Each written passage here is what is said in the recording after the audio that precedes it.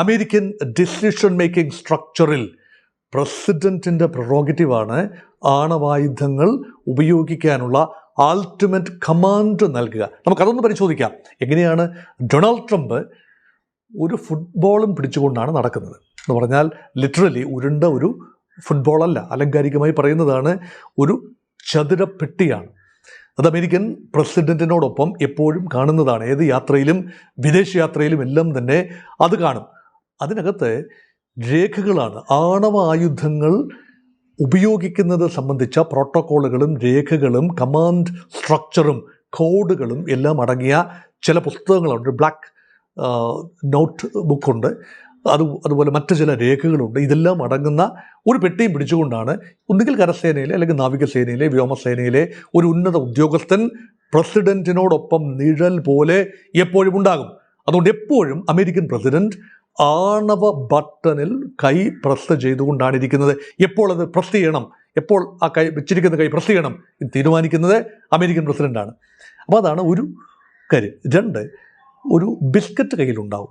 Biscuit എന്ന് പറയുമ്പോൾ കഴിക്കാവുന്ന biscuit അല്ല, ഒരു ചെറിയ ഒരു നോട്ട് പുസ്തകമാണ്. അപ്പോൾ അതൊരു നോട്ട് പുസ്തകം പോലെ ഇരിക്കുന്ന പ്ലാസ്റ്റിക് കാർഡാണ്. അതിൽ എൻക്രിപ്റ്റഡ് ആണ് ഈ സാധനങ്ങൾ. ഇതൊരു കമാൻഡ് സ്ട്രക്ചറിൻ്റെ ഭാഗമായി വരുന്നതാണ്. ഇത് സേനകൾ ഇത് ലോഞ്ച് ചെയ്യണമെങ്കിൽ സേനകളാണല്ലോ ലോഞ്ച് ചെയ്യേണ്ടത്. അമേരിക്കയ്ക്ക് ട്രയാഡ് സിസ്റ്റം ഉണ്ട്, ഇന്ത്യക്കും അതുണ്ട്.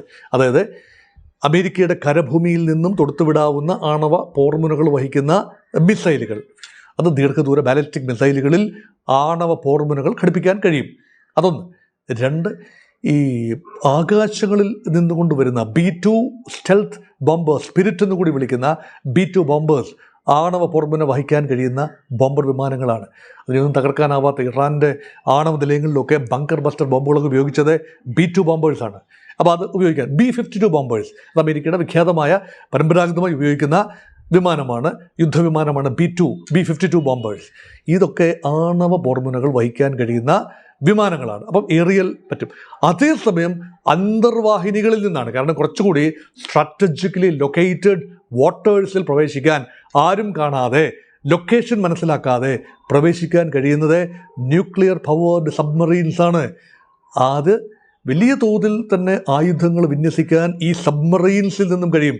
പേർഷ്യൻ ഗൾഫ് മേഖലയുടെ തൊട്ടുപുറത്ത് അല്ലെങ്കിൽ അറബിക്കടൽ മേഖലയിൽ അല്ലെങ്കിൽ ഒമാൻ ഉൾക്കടലിൽ നിന്നുകൊണ്ട് സബ്മറീന് ഇറാന് നേരെ ആണവ ആയുധങ്ങൾ തൊടുക്കാൻ, ആണവ മിസൈലുകൾ തൊടുക്കാൻ കഴിയും എന്നുകൂടി ഓർക്കണം.